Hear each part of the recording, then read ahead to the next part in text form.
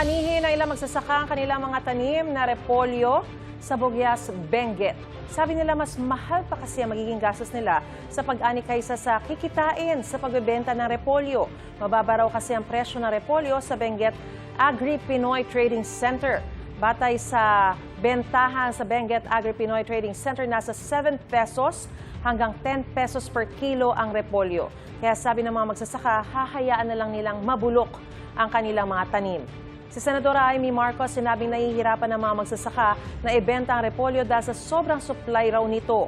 Pinuna rin ng Senadora ang anyay pag-aangkat ng DA ng repolyo. Itinanggi naman na ito ng DA ayon sa Malacanang.